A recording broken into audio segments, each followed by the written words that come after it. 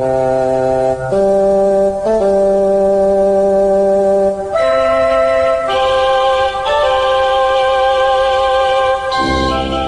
Geeks, Two Beers. Episode 47, Freaky Film Franchises 2.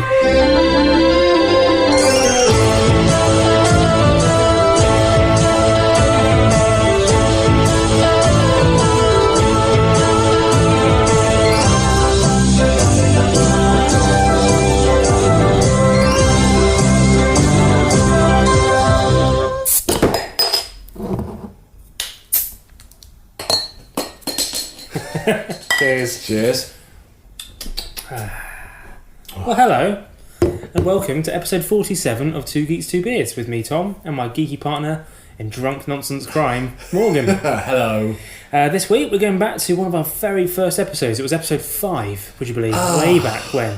Back when, well, we're not exactly professional now, but if you think we're shoddy now, just listen to those early Back then episodes. we were rank amateurs, now we're just amateurs. But it's a long-awaited sequel, which is apt. It is Freaky Film Franchises 2. Hey! In case you haven't heard the first one, make sure you do. Go back and listen to it, twogeeks2beers.com. Yeah, we take a couple of movie franchises each, ones that you may not have heard of, you might have done, but it's ones that just went totally balmy and out there, and some of them may be still going now. They're just crazy. And these are not your Hollywood blockbuster No. fare. These are franchises that have developed and flourished and evolved. Who for, we don't know. We're not entirely sure who for. They sort of exist in their own little pocket industry. Yeah. Well, we'll start with the beers, which you might have heard of this one. It's an obscure lager from the deepest depths of the United States of America. Yeah. Budweiser. I was like... But King of Beers. Yeah. Now, you're probably thinking, and you'd be forgiven for thinking this, that we are just being amateurish again, and we've just picked up whatever is available in our local supermarket. You would be wrong. There is a reason. There is a lot of thought that has gone into our selection of the Budweisers, which we will explain later in the episode. So you have to keep listening now, because we've teased that. Yeah. Well, cheers. Cheers. Budweiser was always the first go-to beer I had when I was first drinking beer as a teenager. So I felt like everyone drank it in films. So. When I was a teenager, because I'm old, you Yeah. could get, I think, a pint of Foster's for $2.20. Yeah. But if you were having a big night, pint of Bud for $2.80. So we're going to start with. We've got two each. Yes, We're we going to do. start with you. So what have you got? Right, okay. So to kick us off, I have The Marine. Ooh. So, the Marine franchise is a series of action films produced, this is how you know it's a high benchmark of quality, by WWE Studios. Oh dear. It's a series of 6 movies. Yeah. And as far as I can tell, despite each film in the initial trilogy at least, being billed as a sequel to the last, there is no discernible link between the movies, other than the lead character being a Marine, played by a star of the WWE. Right. So it's not the same character necessarily. It's just Not at first, but as I say, the franchise, this freaky franchise evolves. So, I'm not entirely sure when it was. I think it was back in sort of 2006, 2007, I discovered this movie, The Marine. I think the trailer was plonked in front of some other terrible straight-to-DVD movie that I had rented. And I became obsessed with this trailer. But I became obsessed by it because of a line of dialogue that was in it. A line of dialogue which, as far as I can tell, I totally invented. It's not... Was it Mandela effect? Right. Mandela effect. Check out 2 Geeks episode 30, 2geeks2beers.com. Yeah, so I swore, right, and I told all my mates, I was like, guys, this film, I've seen this trailer for this film, it looks incredible. It's called The Marine. Oh, no. And I was convinced that there was an exchange in the movie which went along the lines of, what can he do? He's only one man. He's not just any man. He's a Marine. And I was like, any film with that line of dialogue in, I need to see. I mean, this is bound to be that kind of dialogue in the film. It's absolutely that flavour of dialogue. Yeah. But that specific line features nowhere in the movie, or indeed in any of its promotional material. Dream it? No, I think there's like a line that's a bit like it, and I just conflated it and inflated it. Like Play It Again, Sam, that kind of thing. Yes, it's very much the Play It Again Sam of the WWE Studios oeuvre. But I love that. He's not just any man. He's a Marine. But it is a fictional line of dialogue, but it very much sums up the spirit of the movie. Here is the trailer for The Marine, which again, does not feature that line of dialogue. What if you just took off? Get up in the morning and go somewhere. Come on! Okay, yes.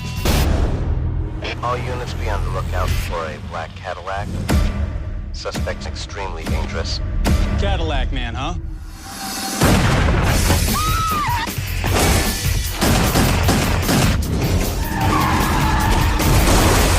Might need a hostage.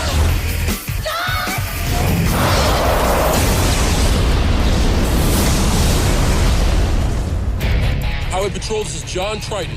You have officers down, multiple assailants. They have a hostage. It's my wife.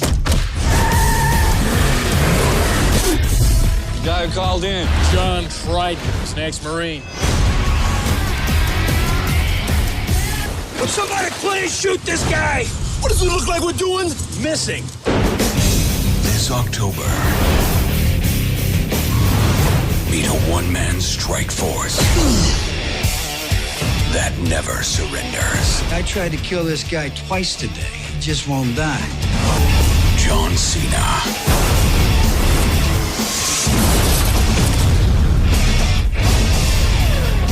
What happened? A Marine showed up, that's what.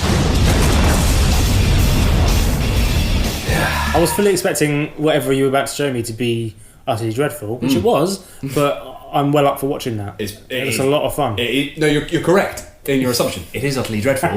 You're correct in your other assumption. It is also a lot of fun. So it was released theatrically on October 13th, 2006, and the film The Marine features as its lead a WWE superstar, actor, rapper, and legend. Rapper. His name is John Cena.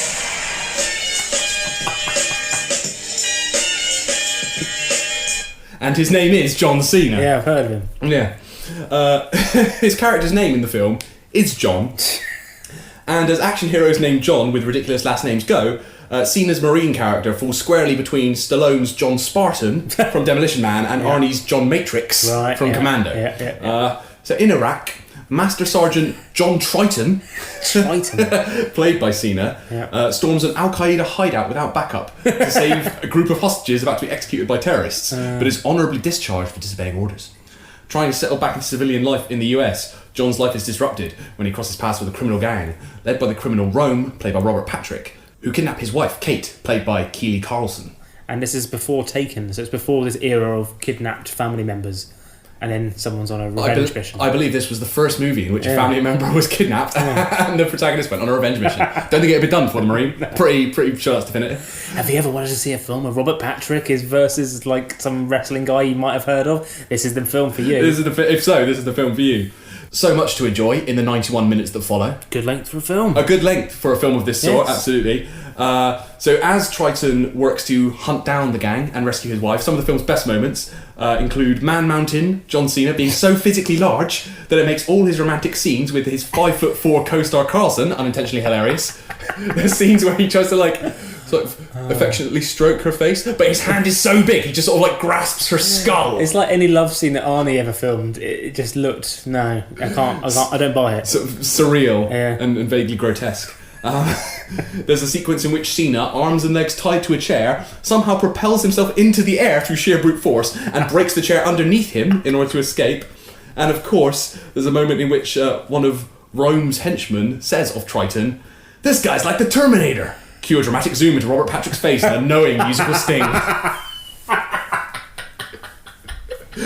The Marine was directed by John Bonito, whose only other credit is the 2011 film Carjacked, an R-rated, 89-minute, 5 out of 10 on IMDb crime thriller starring Stephen Dorff. Now, anything that ends with starring Stephen Dorff is never good, is it? Except for Blade. Yeah. I know you love a bit of trivia. Yeah. Got some trivia facts for you here about the Marine. The Marine was originally intended to star Stone Cold Steve Austin, but after Austin and WWE parted ways in 2004, the film came Cena's way, and he made his big screen debut as a leading man. Nice. He's gone on, of course, to forge a pretty decent movie career, with roles in 2015's Trainwreck, 2017's Ferdinand as the voice of an animated bull, and 2018's Blockers, with upcoming roles in the Transformers spin-off Bumblebee, spy movie The Janssen Directive, and a film adaptation of Duke Nukem. Yes. Go listen to 2 Geeks, episode 37, 2geekstudios.com, iTunes, Stitcher, wherever you get your podcasts. Did we pick him? I think we did. I'm sure we did. If we didn't, we were stupid, because he's the ultimate Duke Nukem. The only way we can find out, go back and listen to our Duke Nukem episode, download it, stream it, whatever, and let us know on Twitter, 2 Geeks Cast, or on Facebook. Let us know if we mention it. We're not going to go back and listen to ourselves. We're too busy. You guys go and listen to it. Let us know. Cheers. Another trivia fact. In order to cover for Cena's absence from the WWE while the film was shooting, a storyline was written after Carlito beat Cena for the WWE United States Championship, saying that Cena was stabbed by Carlito's bodyguard Jesus and was taking time off to recover. Al Pacino, he apparently turned down the role of the villain. And yet, what did he take on? What did he do? What, Geely? Yeah. No, that Jack and Jill. Do you remember? And he did that whole routine where he was like doing like really bad advert in it, and the whole point is it's shit, but it's so shit. It's like it's not funny though. He's still doing it. This isn't above you. Oh dear. No. So Al Pacino turned down the role of the villain Rome due to the low salary offered. Ray Liotta was considered before Robert Patrick ultimately landed the part. The Marine made a total box office gross of $22.2 million, but on a budget of $15 million, so it did make a profit, making it at that time WWE Studios' most successful film. Was it their only film? No, because it made fair comment, but it made more than the company's next film, The Condemned, which of course I have also seen, in which 10 convicts, including Stone Cold Steve Austin and Vinnie Jones, are forced to fight to the death as part of an illegal game being broadcast to the public. I mean, I'm well up for that. Vinnie Jones and Stone Cold Steve Austin having a fight. Having a fight. Good. Yeah, double bill, The Marine and The Condemned. The Marine received mostly negative reviews. You do surprise me. With the Rotten Tomatoes consensus stating, overblown in every possible way, The Marine is either so bad it's good or just really, really bad. But it was enough to have a sequel. To hell with the critics. The Marine 2 was released straight to DVD and Blu-ray on December 29th, 2009.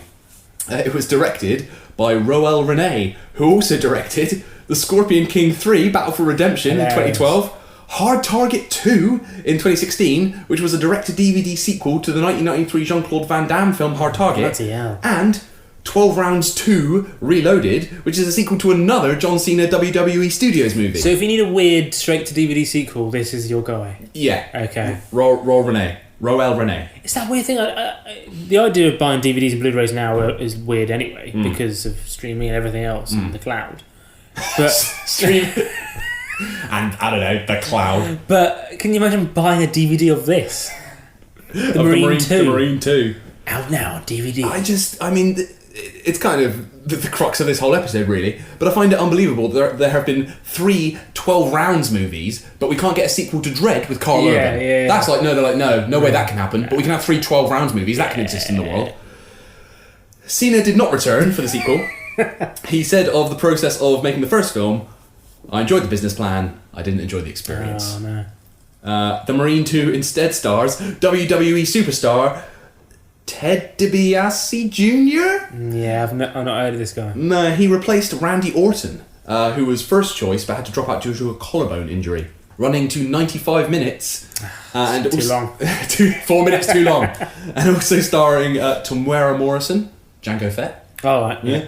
And Michael Rooker. Yeah. And produced on a budget of $1.5 million. Wow. The Marine 2 stars DiBiase as Joe Linwood, a US Marine, Natch, who attempts to rescue his wife Robin, played by Lara Cox, and other guests from a hotel which has been taken over by a gang of bloodthirsty terrorists. The Linwoods are vacationing at the lavish Thailand resort when the terrorists invade during the hotel's grand opening.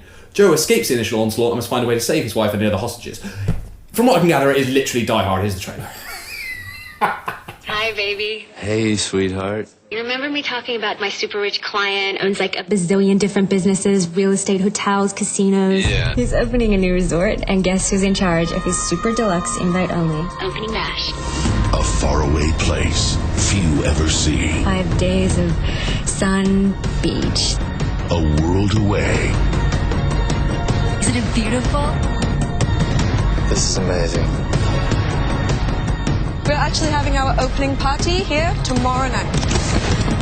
But now, a trip to paradise became a mission only a Marine could handle. Who are you?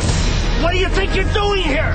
They're separatists, For the last century, we have watched helplessly fighting the spread of Western influence on their country. as the disease of the Western world has spread across our island. Now it is your turn to watch. We could have an international incident. With or without you, I'm going in. Take cover! Ted DiBiase stars in Not everybody can be a hero, kid. The goal is to save people, not kill them to win. Give him hell, Marine!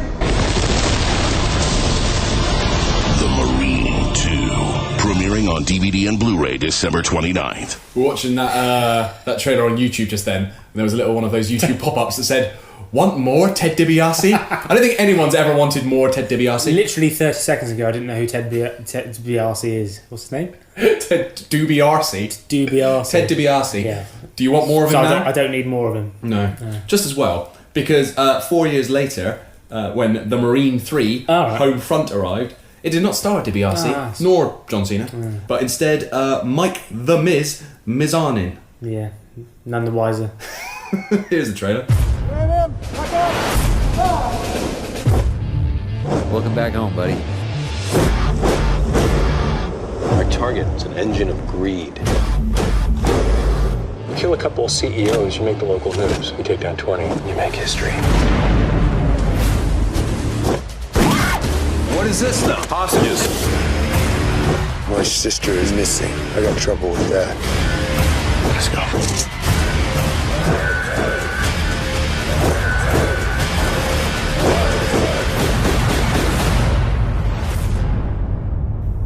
The trailer for The Marine 3 there running to a succinct 47 seconds. As the franchise goes on, they're like less willing to release footage of the film. They're like, that's as little as we can get away with. So The Marine 3 stars The Miz. It was originally intended to star the wrestler Hardcore Holly. No. He was cast in the lead, but had to drop out due to a neck injury. Oh no, we could have had I like Hardcore Holly. Randy Orton was again approached, but this time had to drop out because of controversy over his real-life bad conduct discharge from the actual Marines in the late 1990s. The Marine 3 was directed and co-written by Scott Wiper, who also wrote and directed The Condemned. Bring him back. It's all very incestuous over at WWE Studios. The film was released direct to DVD and Blu-ray on March the 5th, 2013. Interestingly, Michael J. Luisi was a producer on the Marine series from this film onwards. And from this point on, the Marine films started to become more of a cohesive franchise. Did they do a Triple X and bring them all together? No, although that would be great. That'd be amazing. But The Miz's character, Jake Carter, he is now the protagonist from this point on. Okay. They carry on with him Good. in the future movies. So in The Marine 3, The Miz plays Jake Carter, a Marine who returns home to discover that his sister has been abducted by violent extremists. Jake launches a one-man assault on their base of operations and discovers the group is plotting a deadly terrorist strike. A review from ProWrestlingTorch.com stated, Marine 3 is not a good movie, and The Miz is miscast in the lead role. Wrestling Torch doesn't like it. What hope have they got? But it's their audience. But costing just $1.5 million again, and making $5 million on home video, The Marine 3 was technically a financial success. So enough to make a fourth one. Hence, God. The Marine 4 Moving Target. Starring The Miz, reprising his role from the previous film, the first Marine star to do so. It was also the first WWE Studios film to feature a WWE diva, with Summer Rae playing a supporting role. It was... Again, there's something about freaky franchises being in the water. It was directed, The Marine 4, by William Kaufman, who also directed 2016's Jarhead 3, The Siege. I didn't know there was a Jarhead 2. There have been 3 Jarhead movies. Alan B. McElroy, who co-wrote the original Marine, he returned to script this movie. Go back to its roots, the Marine franchise. Yeah. The Marine 4 was released direct to DVD and Blu-ray on April 21st, 2015. I'm a U.S. Marine, and this is my rifle. We are the masters of our enemy.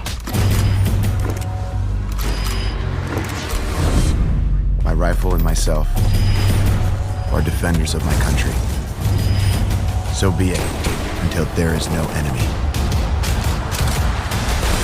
The Marine 4, Moving Target, on digital HD April 10th, on DVD and on demand April 21st. 34 seconds, that trailer, 34. Lads, what is the bare minimum we can get away with releasing? This film is shocking. What is the bare minimum? Weirdly, though, that looks like it's got a better budget. It looks slicker than the like at least the second and third ones. Well, perhaps. Well, no, wait. You're right. Yeah. So this film was actually an epic by Marine standards. It runs to 112 minutes. Breaking the standard 90-minute-ish runtime of previous films. Yeah. But, unlike the previous two films, which cost $1.5 million, this cost a cool $1.95 million to make. This was the Infinity War of Marine movies. So in this film, Jake Carter must protect a beautiful whistleblower, of course, from a team of heavily armed mercenaries sent by a corrupt defence contractor. There's so little buzz or interest around this movie that this is the most interesting piece of trivia I could dig up, genuinely. Okay.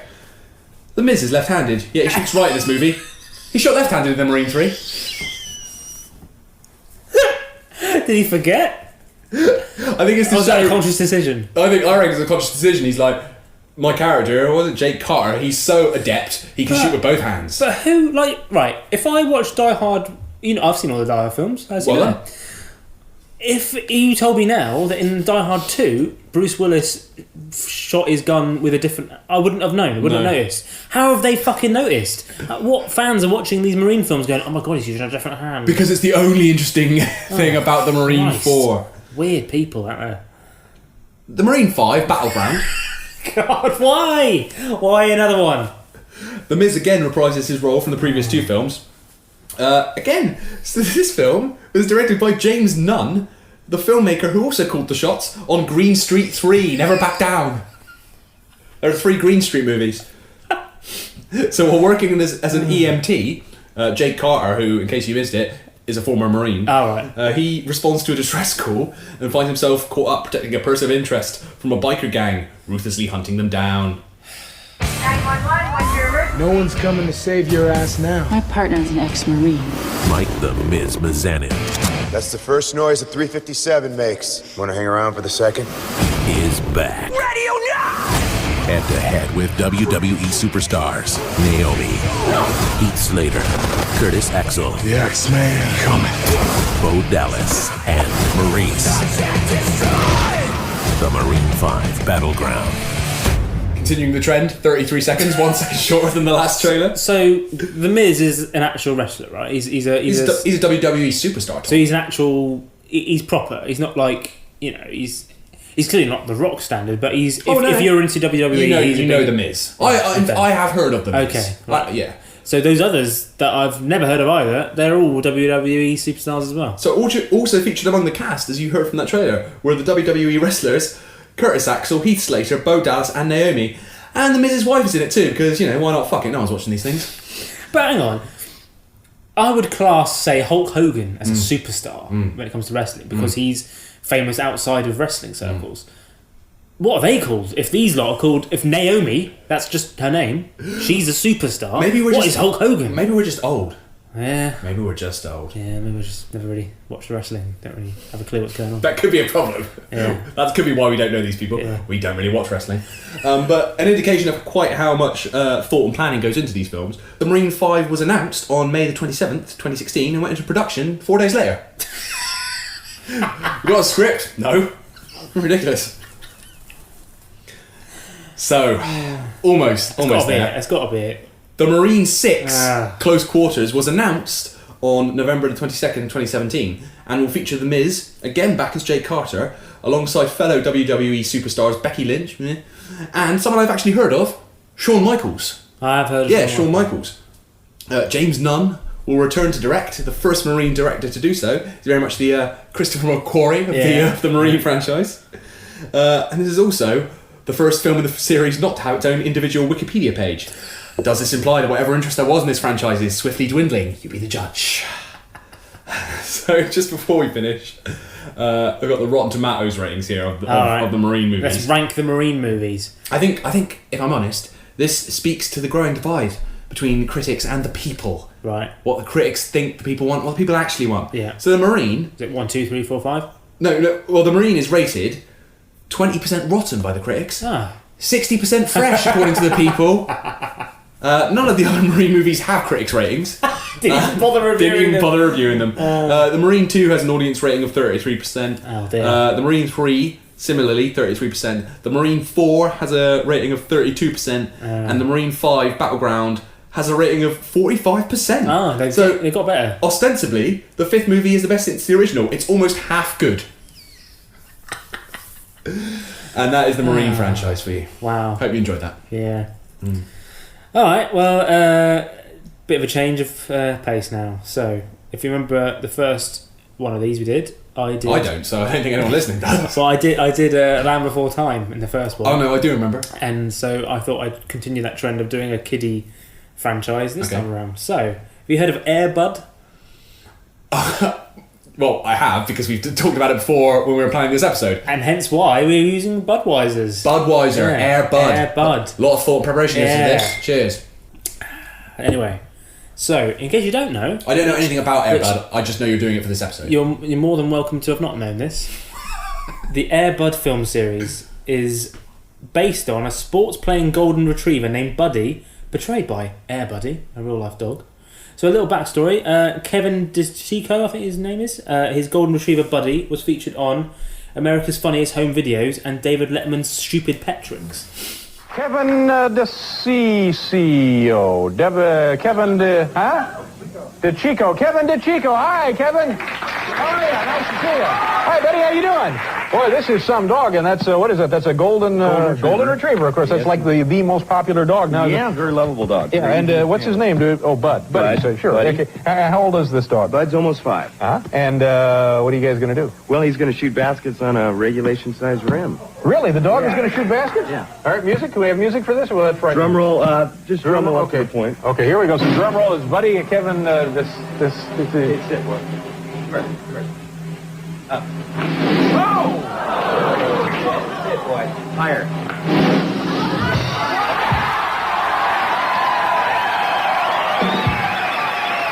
Terrific choice of clip there, Tom. Not really translating to I'm audio. just giving you the backstory of Bud. That's right, so explain. So he's on David Letterman. Are those your drums? Back in the day, like we're talking early 90s, I think. Yeah, he's literally his owner, Kevin DeCicco. Yeah, I thought you mangled his name, and then I heard Letterman do it. Like throws the ball up in the air, and the dog sort of nuts it with his nose, I think, and then it just gets a hoop, whatever you call it. Yeah, it does. Couple of points.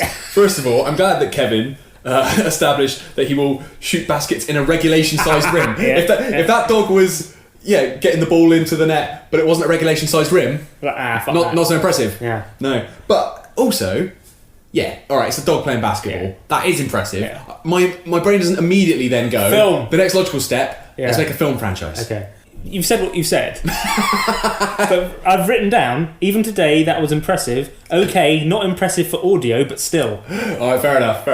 Anyway. You've couched that. So, Kevin then approached in 1991 the independent production company Keystone Entertainment to produce Air Bud, a film based on Buddy.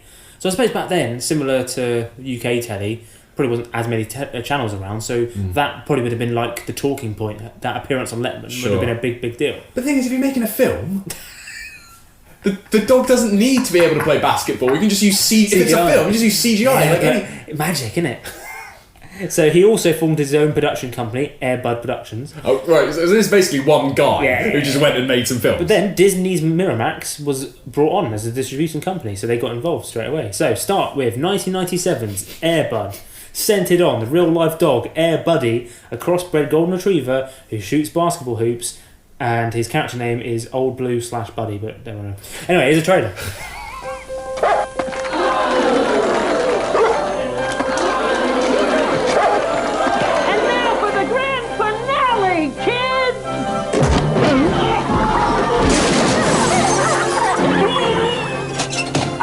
You had your chance! A dog who needed a home. A boy who needed a friend. Hey, boy. Good boy. And the game that brought them together. You like basketball?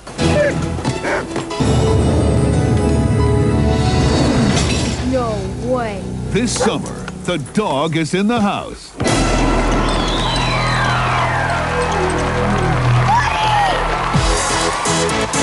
The story of two unlikely friends who saw their shot. What the heck's going on here? Ain't no rules to the dog can't play basketball. Y'all ready for this? And took it. Yeah! You're Michael Jordan. Even more amazing than the Timberwolves' miraculous mid-season turnaround is Buddy. But this is no ordinary golden retriever. For the underdog in all of us. Can someone cover that dog?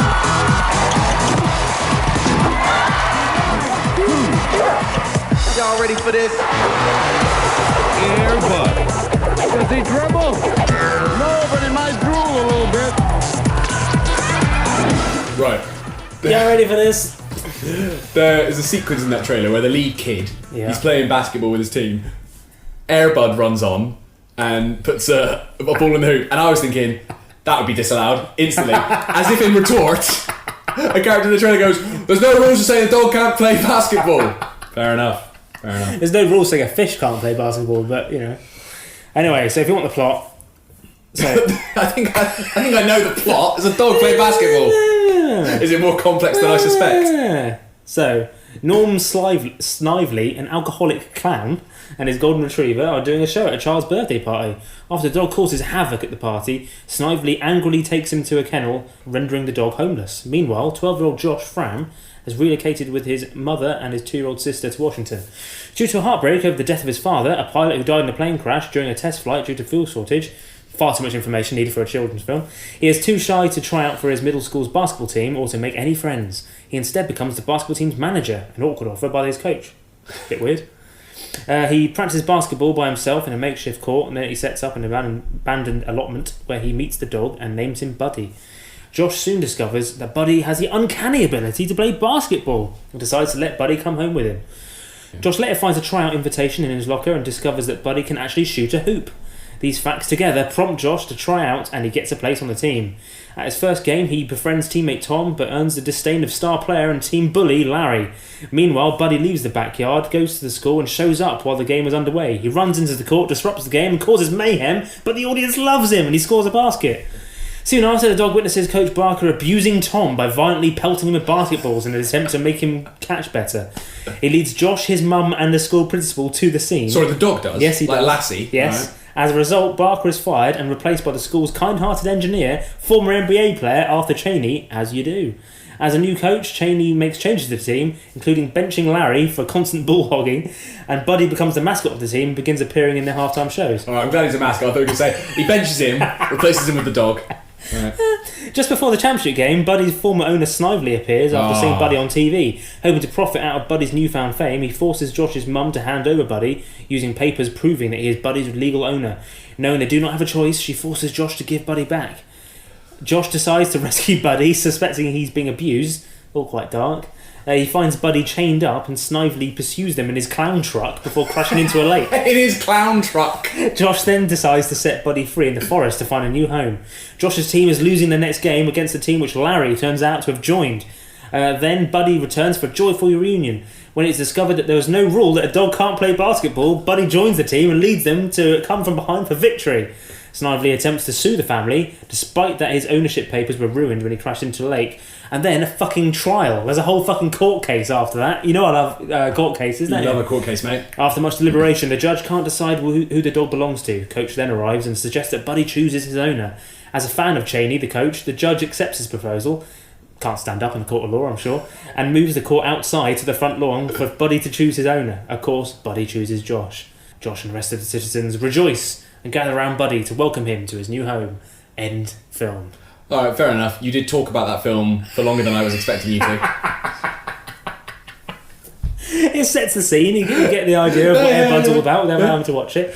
Without having to, crucially, without having to ever watch it. The film was financially successful, grossing $4 million on its opening weekend. totaling $27.8 million against a $3 million budget. So it did pretty well at cinema. That's pretty good. Sort of film that does well in the early 90s. You know, a slam dunk, you might say. Yes. Josh was played by Kevin Zegers, best known for playing Damien in Gossip Girl and Alec in The Mortal Instruments. Yeah, I've heard of him. Yeah, so he's carried on. Doing alright for himself. How's the dog? So Air Buddy himself became an international star for about 5 minutes. He won a Kids' Choice Award for favourite animal star twice. But who did he beat? Yeah, was that a category before? Yeah. Or did they meant it especially for him? For Air Bud.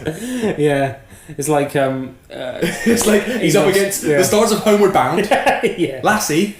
But I got Beethoven. some very sad news. Oh no. So 1997, Buddy had his right hind leg amputated due to a type of cancer that manifests near the joints. Although he was apparently still able to shoot hoops at this point. But 6 months later, Air Buddy died in his sleep due to complications from cancer on February 10th, 1998 at his owner's San Diego home. He was 9 years old. Here's to... Yeah, no, genuinely. Here's to Air Bud, where dreams are made of. But that didn't stop the Air Bud franchise, obviously. And the next film was dedicated to his memory. And this was also a theatrical release. Right.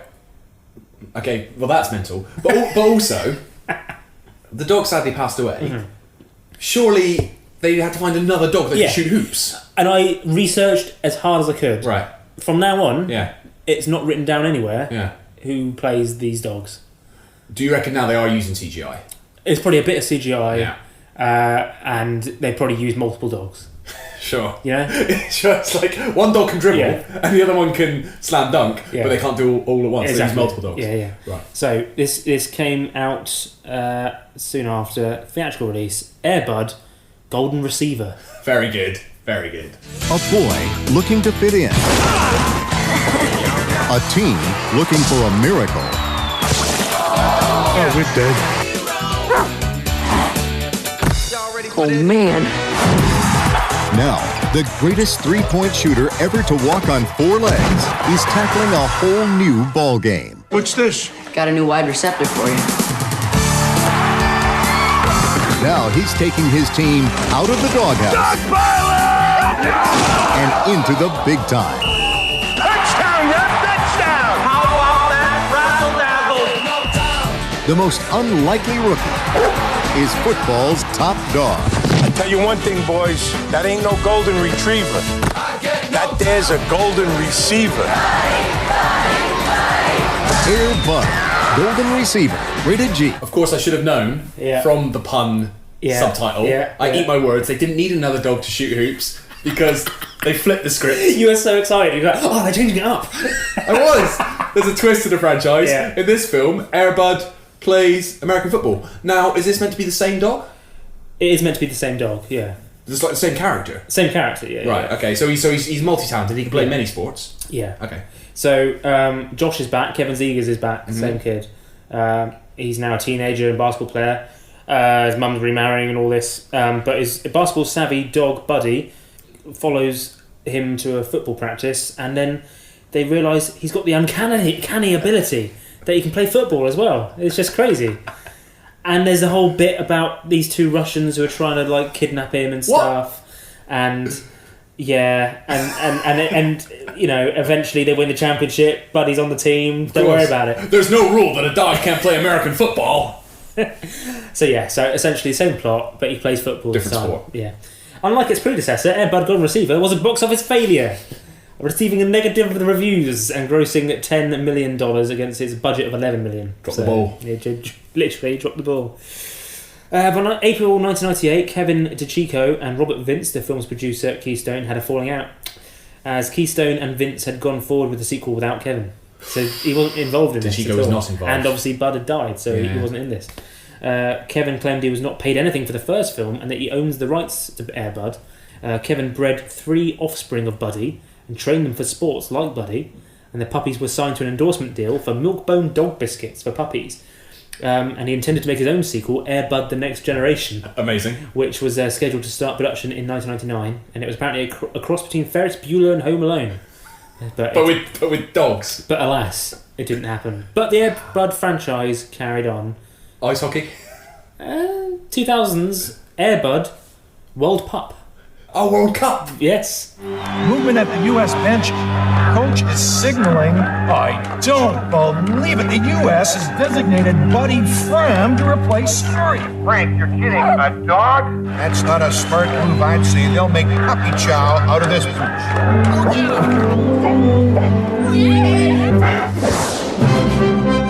Continuing the tradition of Air Bud, everyone's favorite sports hero is back in a brand new movie, and it's a whole new ball game. With special appearances by women's soccer world champions Tisha Venturini, Brianna Scurry, and Brandi Chastain. Disney presents Air Bud World Pup, an all-new movie now available on video and Disney DVD. It's the most talented dog in the world. Yeah. It's the most talented dog in the world. In the trailer, you might not have realised what was going on. So there was a penalty in the cup game, and they're like, we've clearly got 11 players on this team, but there's literally only person that can go in goal is Bud, the dog. What? No one? How shit is your team? Well, don't forget, Bud has an uncanny ability to pick up any sport. So this was the first film to go straight to video. However, it was played in Philippine theatres for a limited time. There's that. This is where the Wikipedia entries get a bit fanciful. And clearly only lovers of the Air Bud franchise are now maintaining it. The real Air Bud hardcore. But Kevin Zegers is back again as Josh. And this time they've made the soccer team, obviously. And in it he meets this girl called Emma. And it says an attractive girl, is what it says here.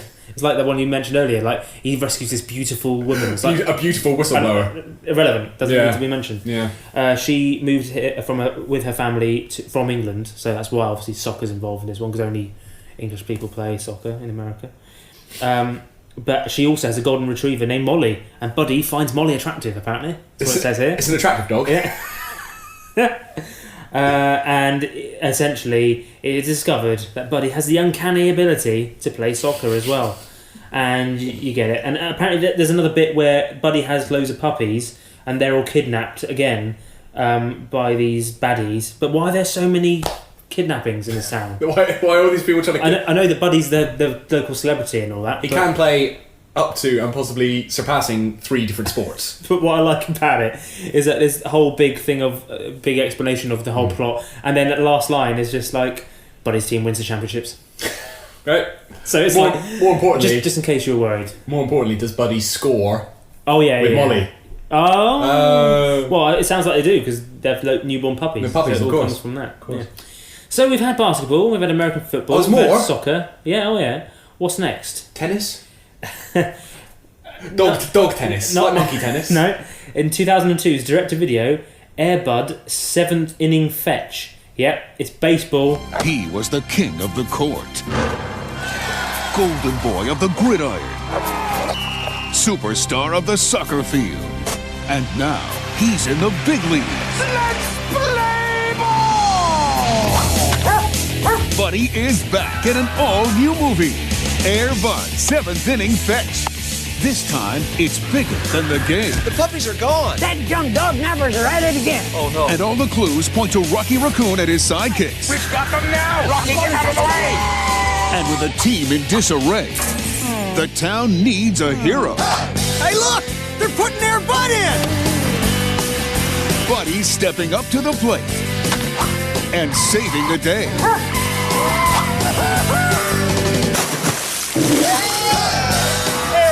Has done it again. It's brand new adventure in Air Bud 7th Inning Fetch. Coming to Disney DVD and video this summer. Dog's got a baseball bat in his mouth. I'm in. Sold. But similar to what the problem you just had, the wiki entries start getting less and less now. Yeah. Interest is dwindling. Kevin Zegers is back. He believes in this franchise. He's not like that Macaulay Culkin kid who bowed out after 2. He's still there. So Josh is off in his first year of college. Buddy stays behind with Josh's little sister. She wants to fit in with her class, and she realises that she wants to join the baseball team. Sure. Along the way, she discovers that Buddy has the uncanny ability to play baseball this time. And it turns out there were loads of other kidnappers trying to... Why is everyone trying to kidnap him? But this time... But it's all right because they've got Rocky Raccoon to help out. Yeah, what's all this about Rocky Raccoon? There's a raccoon. Yeah, there's a raccoon and helps him out. Don't worry about it. All right. So he's got a raccoon sidekick now. Yeah. All right. So there's that. He's conquered all that. So I was thinking, what could the next one be? Like golf. I was thinking maybe ice hockey, golf, Why tennis. is that ice hockey? No, 2003's Air Bud Strikes Back. Volleyball? Alright. Air Bud is back in an all-new Disney adventure when a precious diamond is stolen.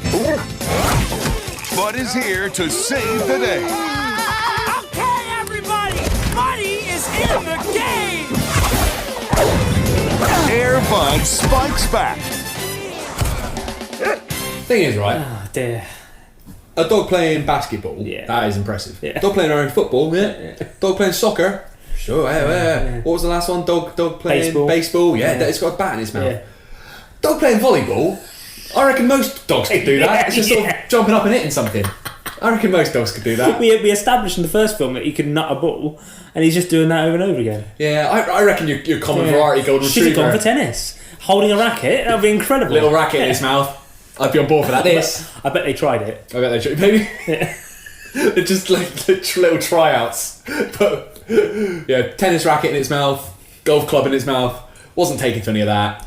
Let's do volleyball. Yeah. So Disney's fifth instalment to the franchise. He has the uncanny ability to play volleyball this time. It's not that uncanny. And throughout this experience, he and a talking parrot stop some crooks. All right. With the diamond that was mentioned in that trailer. So, yeah. All right.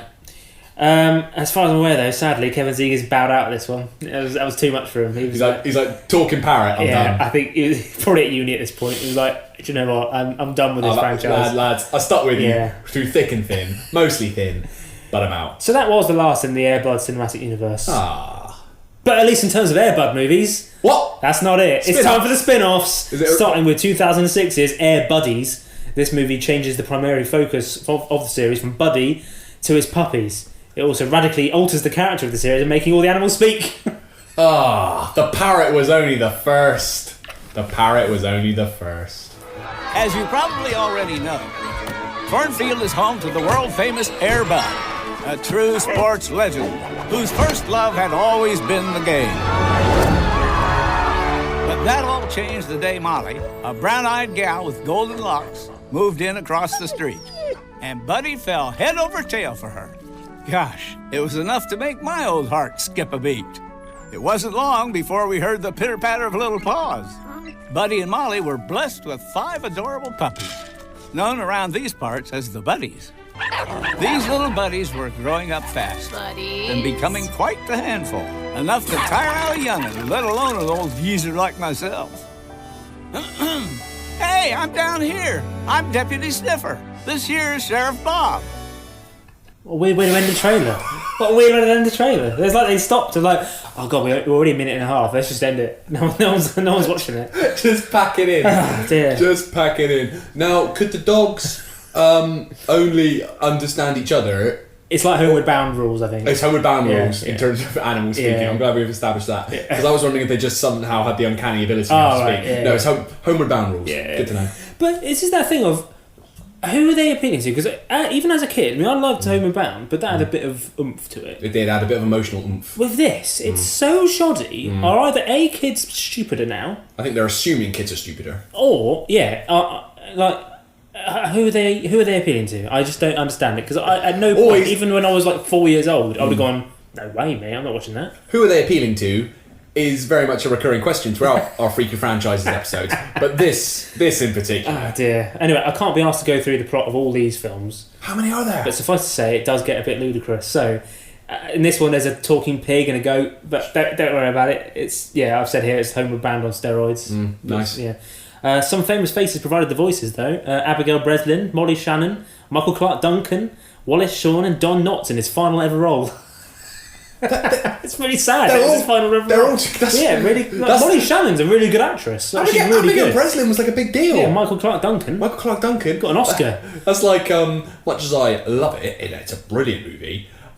I do think there's something about Transformers the movie, the animated movie, being Orson Welles' final screen role. It's like, although actually, Citizen Kane or Transformers the movie, I'd rather watch Transformers the movie. So all these films, you can say what you want, but at least they're in the same sort of, it might be talking now, but it's in the same... Cohesive. Yeah, it's in the same ballpark, and okay, it's all... I was going to say in the realms of possibility, But, now it's just, okay. Air Buddies was followed by Snow Buddies in 2008, including the voices of Chris Christopherson, Whoopi Goldberg and James Belushi. Sure. And then 2009's Space Buddy. They're just in space now. Don't worry about it, they're just solely in space. Dogs in space. They just followed this rocket and got on and they're in space now. Dogs in space! Santa Buddies in the same year, which featured George Wendt as Santa, and also roles for Christopher Lloyd and Tom Bosley. What? That must be his final role, because Tom Bosley died ages ago. Spooky Buddies in 2011, that was obviously a Halloween special. Spooky Buddies. Treasure Buddies in 2012. How many of these films are there? And Super Buddies in 2013, where they get superpowers, obviously. Obviously. And that included voice work from Colin Hanks and Zendaya. She's a big deal. Yeah. Do they just pay really well, the Buddies movies? Maybe. But that's not all. Santa Buddies was clearly the hit of the Buddies films because that has had 2 prequels itself. So The Search for Santa Paws in 2010 and 2012's Santa Paws 2: The Santa Pups. But that's not all. What? During all of this, the Air Bud team, whoever the hell they are, I don't think Kevin's involved. Kevin left ages ago. They also made the MVP franchise Most Valuable Primate. Remember I said ice hockey ages ago? Yeah. Essentially, this film in 2000, Most Valuable Primate, is about an ice hockey playing monkey named Jack. And would you believe it? Kevin Zegers was back, but as a different character. I think it was contractually obliged. he's like, right, guys, you asked me before. Ice hockey playing monkey. I'm back. Zegers is back, baby. So, let's see if a trailer for this one. Wait a minute. It's a monkey. Y'all ready for this? The producers of Air Bud would like you to meet Jack, the rookie player who skates a little faster, shoots a little harder, and is driving everyone bananas. MVP, Most Valuable Primate.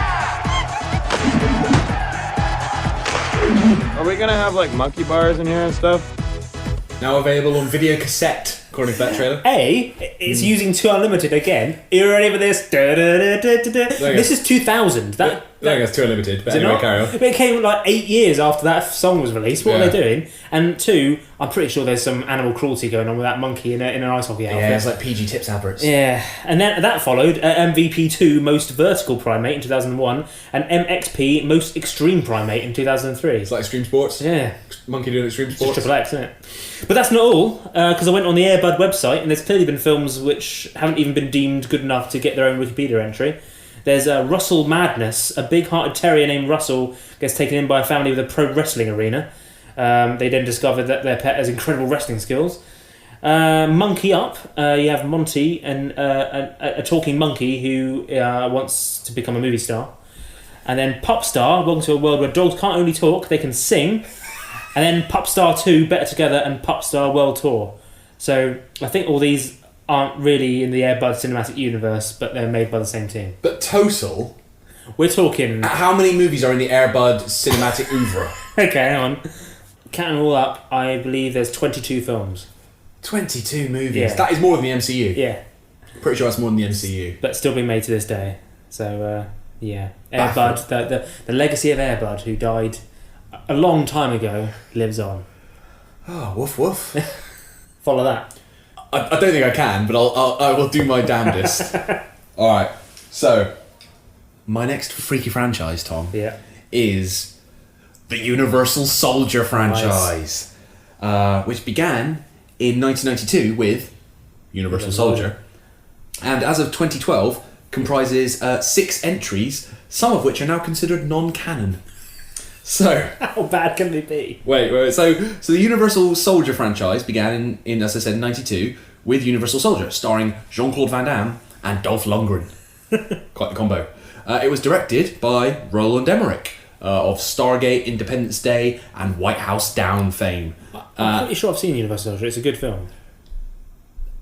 That's a stretch, but I enjoyed it. It's pretty good. Yeah, it's pretty good. Roland Emmerich, pretty good. It was written by his frequent collaborator Dean Devlin, and it's all right. Yeah, it's a perfectly enjoyable popcorn movie. Yeah. So in the film, Luke Devereaux, played by Van Damme, finds that his superior officer, Andrew Scott, played by Lundgren, Universal Soldier. Luke Devereaux, you can't be allowed to continue.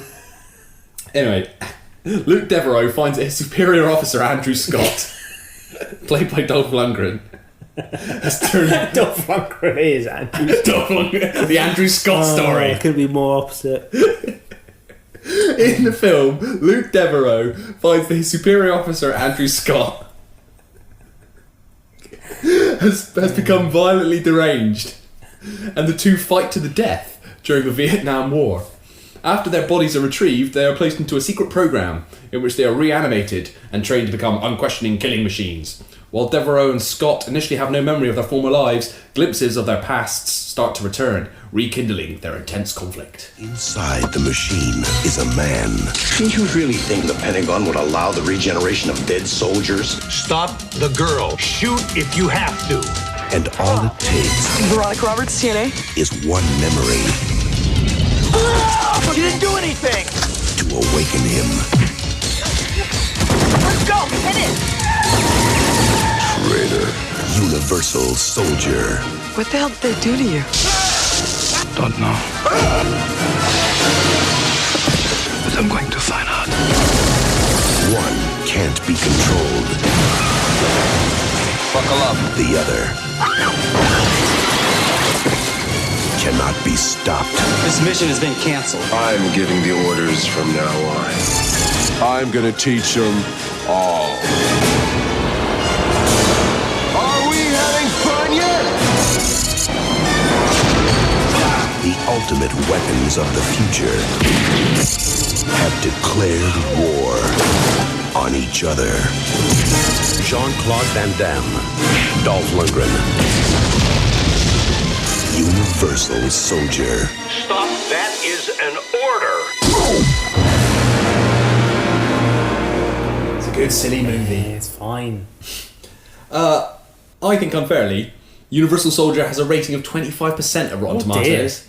It divided critics at the time. The New York Times said, Mr. Lundgren may well be the only man in the universe who can make Mr. Van Damme look like an actor. While the Washington Post said, perhaps Van Damme and Lundgren trade blows more easily than lines, but the whole affair is enjoyable in a mindless way. Good. With a budget of $23 million, Universal Soldier actually underperformed. It only made $36.3 million. Oh dear. It wasn't actually. It was a box office bomb at the time. And yet, well.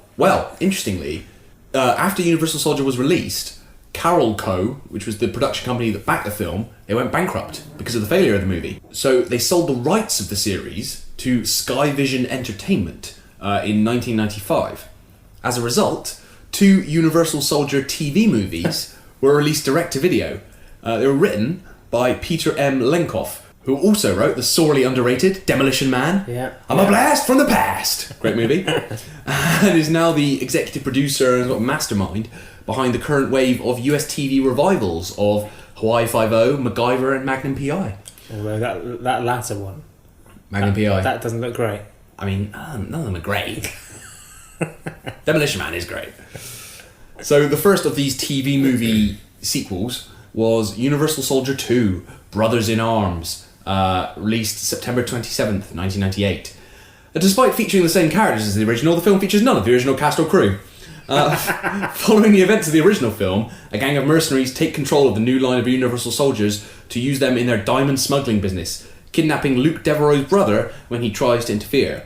Matt Battaglia, in a TV movie also starring Gary Busey and Burt Reynolds as the Deputy Director of the CIA. It has a 0% on Rotten Tomatoes. 0%. Oh dear. Universal Soldier 2 Brothers in Arms is one of the worst movies ever made. Here's to Burt Reynolds. Cheers, Burt. Yeah. Not how we'd like to pay tribute to Burt. Talking about Universal Soldier 2 Brothers in Arms. Still, it was apt that he came up now. Legend. I just go from place to place, do what I do best. What's that? Show off. Yeah. You do that well. Universal Soldier 3 Unfinished Business was released less than a month later, straight to DVD or home video. Yeah. I think it probably was home video at the time, on October 24th, 1998. In this film, Burt Reynolds plots to create a Universal Soldier clone of Luke's brother to assassinate him. So he's back? Burt's back. Oh, wow, he believes in the franchise. or was contractually obliged, like Kevin Zegers. This one actually has a Rotten Tomatoes rating of 20%. Okay, so it's an improvement. These two TV movies were produced for Showtime originally as a backdoor pilot for a series, which never materialised. Instead, again, less than a year later, on August 20th, 1999, Van Damme returned for a new big screen sequel, Universal Soldier: The Return. Really? So this new movie ignored the events of the previous TV movie sequels. Classic. And reintroduced Devereaux as an ordinary human, having had his cybernetic implants removed. But when a new team of Unisouls, including the wrestler Goldberg, in a role turned down by Stone Cold Steve Austin, when these new Unisouls go rogue, Luke must find a way to defeat them, as the only man who knows firsthand how a Unisoul thinks, feels, and fights. At the cinema. At the cinema.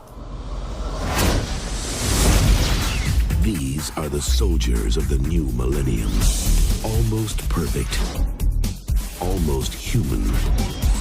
Almost They're not responding to our commands! under our control. Now, one will lead them to destroy mankind. The time of man has ended. And one will return. Luke Devereaux's the original Universal Soldier. To stop him. No. Been there, done that. The only way is to blow them up and hope the pieces don't keep fighting us. This summer, it's man against machine. Capture Luke Devereaux. Minimal damage. One soldier against the ultimate warrior. Dangerous. The winner controls the future. Universal Soldier: The Return. This is not your lucky day.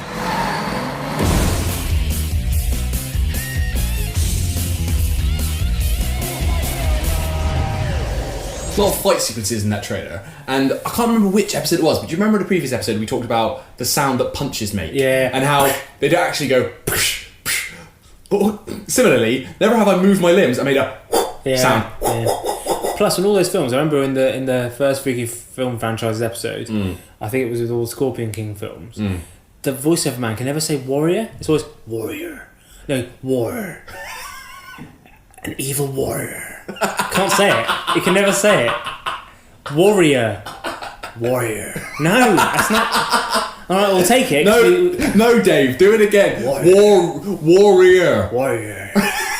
That's as good as he can get it. Every time. The film was not a critical or box office success.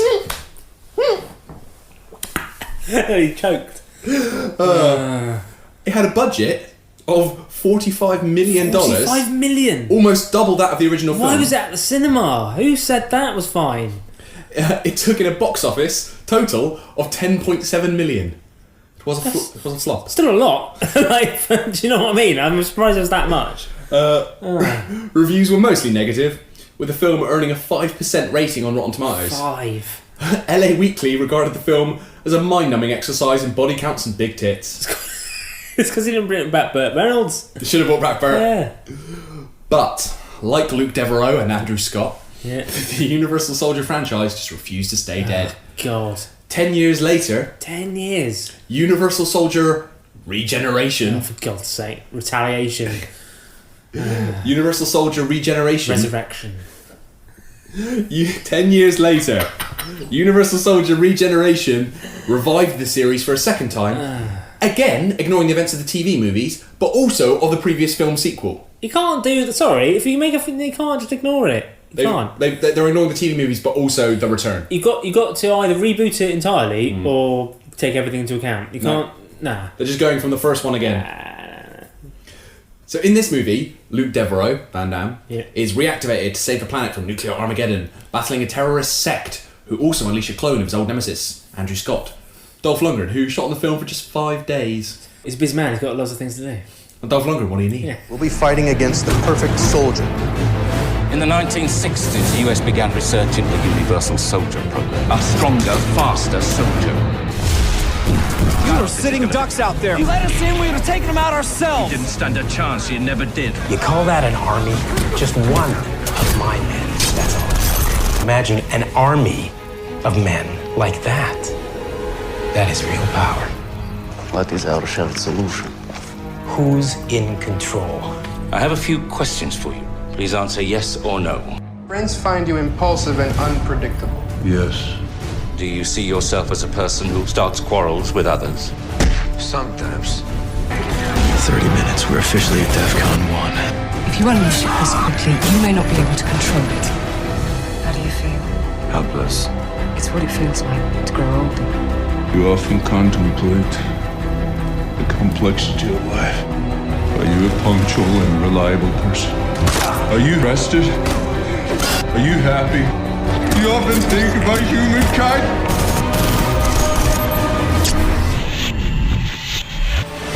So while we were watching that, I was just thinking there was a woman in that. I was like, who's that? She looks very familiar. She's British as well. Who's that? Emily Joyce of My Hero fame. Of all people. How did she get involved in this? I imagine Ardal O'Hanlon, great friends with JCVD, recommended her. But I'm looking her up, and like, she's not done anything else in America, although she was a palace guide in National Treasure Book of Secrets.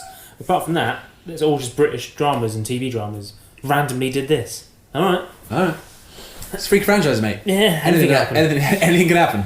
So this film is directed by John Hyams, the son of Peter Hyams, who directed Van Damme in Time Cop and Sudden Death. And in this film, Peter is the director of photography. It's like Peter Hyams got JCVD to sort of help out on his son's after-school project.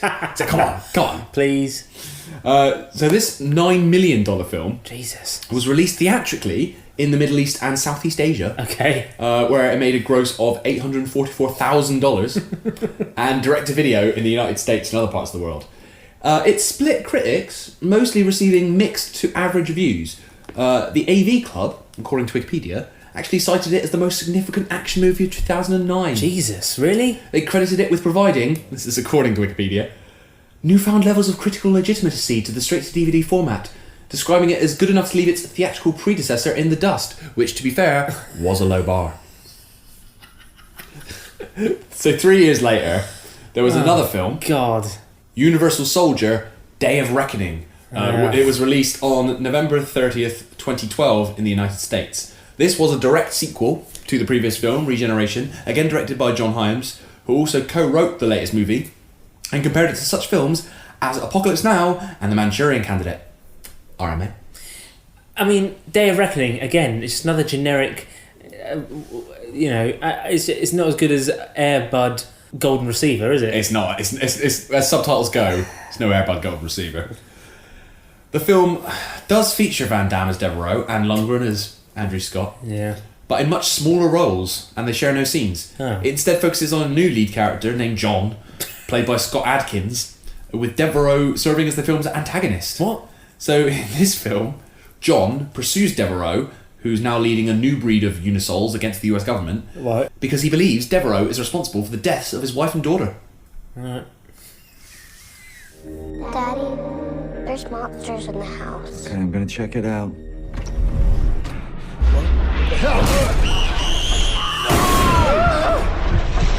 The FBI has some questions for you. You ever seen this man? His name is Luke Devereaux. His prints were all over the crime scene. We live among them like ghosts, biding our time. You're mine, so now your own. I can hear this voice telling me that I gotta kill him. If you go looking for Devereaux, they'll find you first. I didn't kill him. Luke Devereaux did.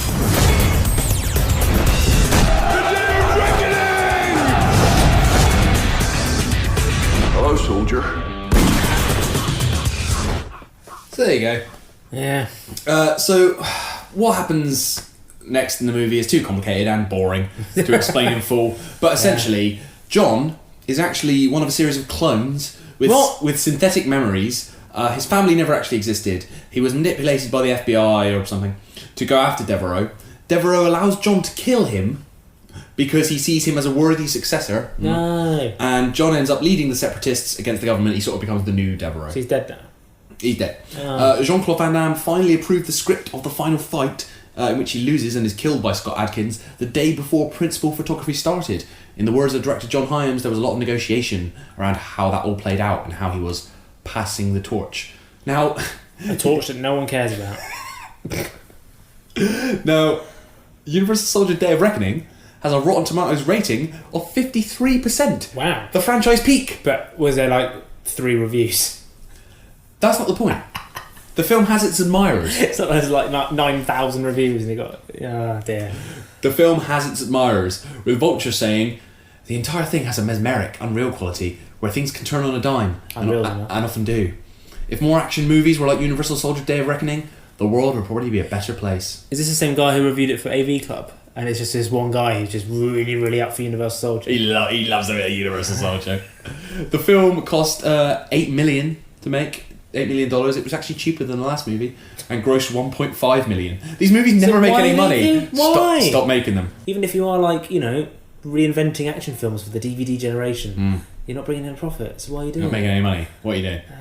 But the lead character in this movie, John, is played by Scott Adkins. John. And Scott Adkins, in many ways, he should be the mascot of freaky franchises. Yeah. Because he has starred as the lead character in such obscure sequels, some of which we've already mentioned. Green Street 3, I was going to say Jarhead 3, yeah, Hard Target 2, and Two Guns, Zero Tolerance. Who knew that was a thing? So that's it, right? Well, yeah, that is it. But I just wanted to dig a little deeper into the continuity of the Universal Soldier franchise. So if you were following, there are 3 potential Universal Soldier timelines, which go the first movie followed by the TV movies, or the first movie followed by the Return, or the first movie followed by Regeneration and Day of Reckoning, with that last lineup considered canon by fans. Okay. A Collider article that focused on Day of Reckoning and interviewed the film's director states that the latest instalment in the franchise is either the 3rd, 4th or 6th film in the franchise, depending on if you include the pair of non-canon direct-to-television sequels and or the totally retconned Universal Soldier The Return. Okay. Clear? Yeah. Good. No, but yeah. Okay. Right. So fire back. Alright. You had a Puppet Master?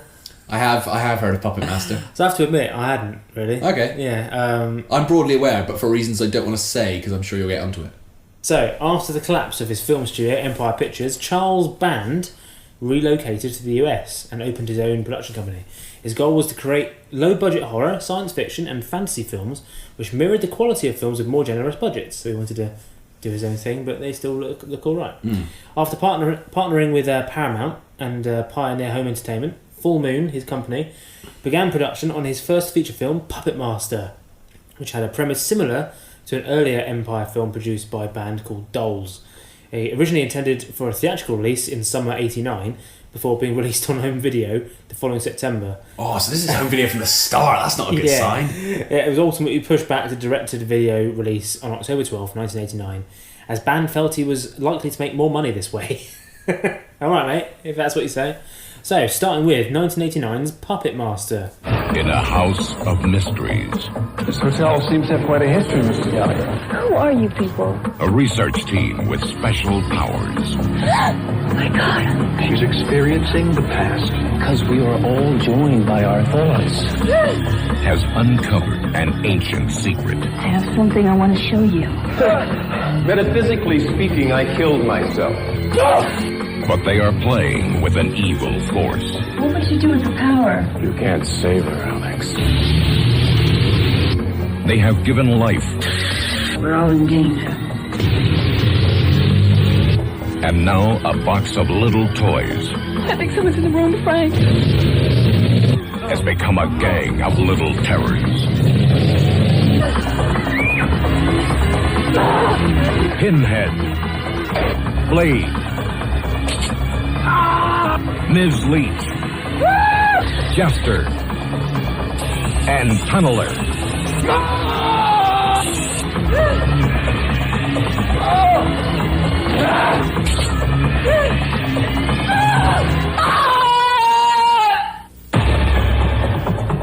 Irene Miracle, Paul Lamont, Barbara Crampton, and William Hickey as the Puppet Master. Sorry, was there someone in that film called Irene Miracle? Sounded like Irene Miracle, Irene Miracle. I do always love these low budget movies where they insist on having the actors' names said like that, like they're known people. Starring this guy you've never heard of. Irene Miracle. It's not physical what I need. So obviously you couldn't see there, but there were these little puppet fellas who were like terrorising people, and it's it's all camp and silly. Yeah. It's like got a bit of a Jack Frostness to it, but weirdly quite scary. It was a little bit creepy. Yeah, it's got that video nasty kind of vibe. Yeah. So the basic plot in the first film, it starts with in 1939. An old puppeteer named Andre Toulon is putting the finishing touches on a living puppet named Jester. And then 2 Nazi spies attack Toulon, but the little fellas, they all gang together and make sure that they're sort of put away to rest, and so the Nazis don't get them. Sure. And then the film takes place 50 years later in 1989, and a bunch of psychics are terrorised by these little fellas because they get resurrected. Right. And they Why were the Nazis important? I don't know. You've got to have Nazis and these sort of things. The film was very popular in the video market of the time and has since developed a large cult following, as is a regular occurrence in our episodes. Because of that, it led to a direct sequel, Puppet Master 2, in 1990, where the malicious marionettes are back to resurrect their dead master and evict parapsychologists from the family estate. I'm not going to play trailers for every single one, because we'll be here all day. But it's just more about the amount of films that get... Is that a classic thing of, as we keep saying, who are they making it for? Is it just that the guy making it just loves making it? Yeah, maybe. So he doesn't know if anyone's watching it. He's just doing it for a laugh. So 1991 came the third film, Toulon's Revenge, a prequel set in 1941. And what I like here is that fans are sort of annoyed with one huge timeline issue. You love it when they get annoyed by this sort of thing. Sure. The continuity of the Puppet Master films. Yeah. It said Andre Toulon escaped Berlin in 1941 in this film. However, Toulon commits suicide on March 15th, 1939 in the first instalment, and this film mentions the Eastern Front, which the conduct of operation did not take place until summer of 1941. This film could have taken place that year. Again, like The Miz changing the gun with which he fires, who cares? Yeah. Who's noticing that? No one cares. Who's that involved in the Puppet Master movies? I just wanted to put a shout out to Guy Rolfe, who plays Toulon from 2 onwards for most of the films. He was kind of a British leading man actor in the 40s and 50s, sort of a big deal in his day, did nothing for ages, and then came back and did all these Puppet Master films, of all things. Then came 1993's Puppet Master 4, so we're back in the modern day now. But in this one, the animated puppets of Andre Toulon serve to protect the people who are being attacked by demons. So from now on, they're kind of, rather than terrorising, they're now sort of the good guys. They've done that. Good. They've done that thing. Classic thing. The Fast and Furious rule, where if you're a baddie for one film, and then you're a goodie from then on. Do you know what? You're a very good friend of mine, Tom, and I like and respect many things about you. But one of the things I admire most about you is your ability to link any film franchise, or indeed Fast and Furious, anything in life, to the Fast and Furious franchise. Is that or Chris Barry? It's one of the two. Then there was 1994's Puppet Master 5, ironically called The Final Chapter. It starred Ian Ogilvy of Return of the Saint fame. Not shame. Wow. Return of the Saint's not great. I wouldn't say Return of the Saint shame. Ian Ogilvy. That's the one. Ian Ogilvy. So he's great. Yeah, he's in this one. Okay. So at the time, this was intended to be the final installment of the series. They're like, right, bring out the big guns, get me Ogilvy. So from the start, this was all meant to be straight to DVD, straight to video, home entertainment. But then came 1998's Curse of the Puppet Master, and in this one... Back once again with the Curse of the Puppet Master. This one sees a scientist trying to experiment transforming humans into puppets. Sure. Alright, fair enough. Then 1999's Retro Puppet Master. Right. Oh, go on. Here we go. Go on. So this was a sequel to Puppet Master 3, Toulon's Revenge. Yes. And it, of course, stars Greg Sestero. Yes, that's why I know about the Puppet Master franchise, because Greg Sestero plays young Toulon. As a young Toulon who's taught how to animate his puppets, while demons pursue Toulon for his magic. Oh, hi, Toulon. So while Retro serves to explain how Toulon began practicing the spell which animates his puppets, it totally ignores what was already established in his second film and exactly how he learned the spell of the animation in the first place. Oh. So they don't know what they're doing. The film was also Guy Rolfe's final appearance, as he died in 2003, age 91. And I'm sure you'd like to have a little bit of Sestero, wouldn't you? Oh, I always love a bit of Sestero. Sestero trying to act his best. He's trying. Bring him inside. He's dead, yes, I know. It's fortunate for us. Bodies are easier to find in the streets of Cairo than in the streets of Paris. What are you talking about? Did you think it was enough? Merely to teach you theory? To be a master, you must practice what you have learned. Think of it as a gift, a rebirth that makes it easier for you, but in the name of everything holy, please, get him inside before somebody walks by, quickly. Greg there almost doing an impression of Tommy Wiseau. Yeah, we should probably explain who Greg Sestero is in case you've somehow not seen The Room, but surely you have by now. Well, how do you explain The Room? How do you even explain that? Just watch The Room. Watch The Room. Watch The Room. He's one of them. He's in that. He's in that. So okay, that was that. And then it wasn't until 2003, Puppet Master: The Legacy, which was a sequel to 1994's Puppet Master 5: The Final Chapter. So did it retcon retro Puppet Master? Yeah, it followed an elderly Peter Hertz, a character who apparently appeared as a child in Puppet Master 3, Toulon's Revenge, and a mercenary hired to confront Hertz for information regarding the magic puppeteer Andre Toulon, get the information used to animate his puppets. I have no idea what's going on anymore. Most of the movie is actually just made of flashbacks that are actually just scenes recycled from all the previous movies. Like, Silent Night, Deadly Night Part 2! Yeah, it's not an actual film, it's just... Remember that time that we did that Toulon animated that magic puppet thing? Then came 2004's Puppet Master vs. Demonic Toys. I'm so tired. Now this is where it gets ridiculous even more. Oh, this is where it gets ridiculous. So apparently the fans have got together and decided this isn't canon. Okay. But it is a crossover with a totally different series produced by Charles Band's Full Moon Company, the first film of which, Demonic Toys, was centred on a police officer who's terrorised by demonic toys after a botched arrest. Written by David S. Goyer, the man behind The Dark Knight and Batman vs Superman. Why? Yeah. He's doing alright. Yeah. We started with this. Alright. For 66 years, evil has been waiting, watching, wanting for someone to play with its toys. Get back! It's the toys. Someone's inside the toys.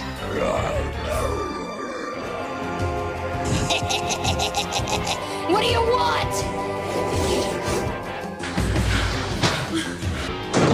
Oopsie daisy.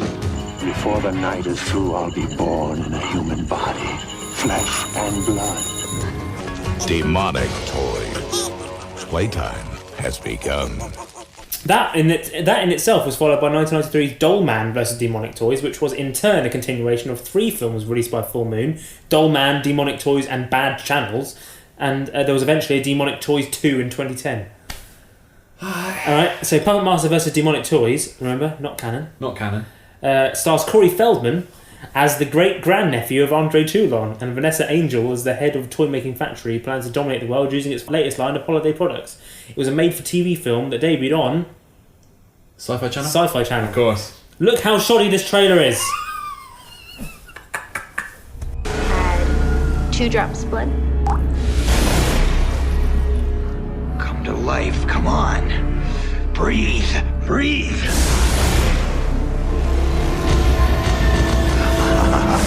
It's working. Oh my God, look at it! It's okay, Alex. They've been protecting the Toulon family for generations. He's found the formula. Hello? You want the puppets, you need the formula. You want the formula, you need Toulon. That's it. They're gonna wake up the toys on Christmas. With innocent blood, I summon thee! I guess you believe me now, don't you? I want those puppets.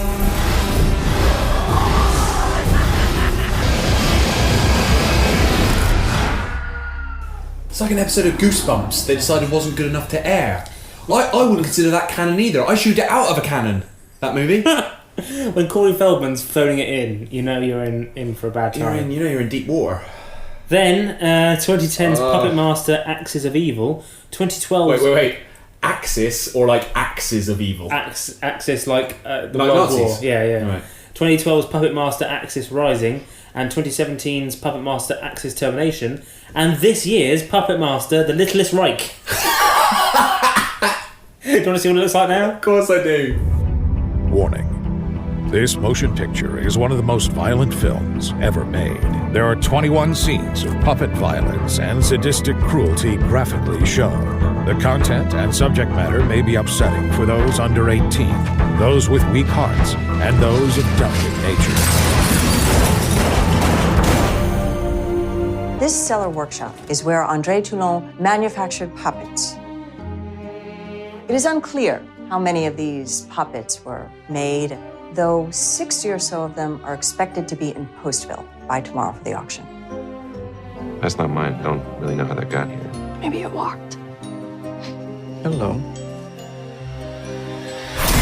Jesus. Well, you definitely seem like a toy that a maniac would make. What the...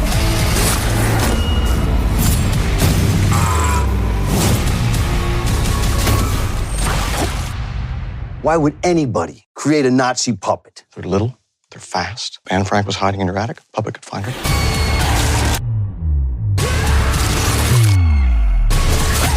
Yeah, see, what's slick, isn't it? What's clearly happened there is the Puppet Master franchise has been rediscovered. It's been given a budget. Yeah. It's been given some actual decent actors like Charlene Yee and Thomas Lennon. Yeah. And it's sort of lost a bit of its charm. That's too knowing. It's trying to be kitsch. Yeah. I mean, it's apparently a reboot that resets the whole franchise. The producers have said that this movie takes place in a parallel universe, which explains why André Toulon is an evil Nazi this time, rather than in the original movies where he was against the Third Reich. I think you'd say in the original movies he was a good Nazi. He was a great guy, yeah. He's a great guy. I love that on the Wikipedia entry there's like a whole table, you know, like in cast lists, where it documents like which characters appear in what. And this one, it shows all the different puppet characters and which ones they ever appeared in. There's loads of them, but you know, they have ticks and crosses as to who's in what. Mm-hmm. In case you're interested, the only ones to appear in every single film are Blade and Pinhead. I did like Pinhead. So they are was my favourite. The Ian Beale of the Puppet Master franchise. They've also been in comic books, action figures, model kits, trading cards, all sorts. So, yeah. Can I ask you? Yeah. And I almost don't want to ask you. Yeah. How many films are in the Puppet Master franchise if you also include all those other weird spin-off movies? Okay. Right, so you had that information to hand, obviously. Yeah. There was no cut there at all. Seamless. If I'm right, there's 18 films altogether. 18? Yeah. Is that's still less than Air Bud though? Yeah. Less than Air Bud, I think, is the king of the freaky franchises. Yeah. So it's still shit. It's just production has been upped and it's sort of ironic now. But no signs of ending. No signs of ending. But there is a sign of ending this podcast because that is it. The sign is that we're going to end it now. Yeah. That we're out of material, so that's just the end. Absolutely bonkers. The proof that you can build a fan base out of pretty much anything and get away with it. Yeah. Well, I don't know why we're struggling so hard then. You can put out any old shit and build a fan base. Don't know where we're going wrong. But anyway, thanks for that. Thanks for listening. Please subscribe and all that to previous episodes, including the original Freaky franchise, if you haven't heard it, episode 5 way back in the day, back in like 1992, I think that was. I think so, yeah. We were prepubescent. You can get it on iTunes and Stitcher and all that kind of stuff. On our website, 2geeks2beers.com. Yeah. You should also follow us on all the social channels, on Twitter, Facebook and Instagram, at 2geekscast, on all of those. And email us. Please do. If you have any feedback, like that was a load of old nonsense, don't know why I listened to it. Far too long. You have wasted my time. Yeah. You can send that to podcast@2geeks2beers.com along with suggestions for future episodes, which we may entertain or may dismiss out of hand. But you'll never know unless you email us. What are we doing next time? Oh boy, Tom. Yeah. I'm glad you asked. We will be taking a leap back to 1989. We'll be taking stock. We'll be talking back and forth about the popular sci-fi series Quantum Leap. We're talking about Quantum Leap. It's a Quantum Leap episode. Yeah. See you then. I will leave you though. I was trying to think of what song to end this podcast with. We've just done Puppet Master. Yeah. There's only one song we can do, really. Master of Puppets. Master of Puppets. By some band. Metallica, you might have heard of them. I don't really know what I've heard of, what I haven't heard of. I think my brain's turned to jelly after this episode. Alright, well let's wake you up. Yeah. If you're knackered after all this. Wake up. After all that nonsense, you need something to regenerate. Raise your spirits. Yeah. So here we go. Metallica, Master of Puppets. Amazing. Boom. Cheers. Here's to never doing another Freaky Franchises episode ever again. Until inevitably, straight to DVD. Freaky Film Franchises 3.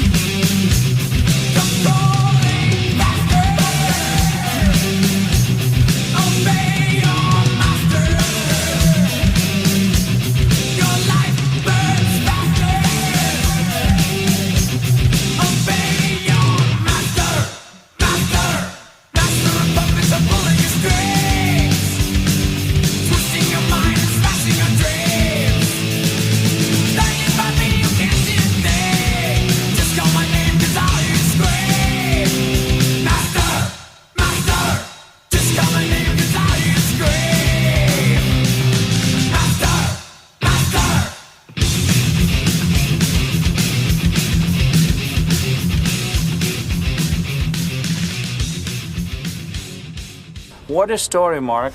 Yeah, you can say that again.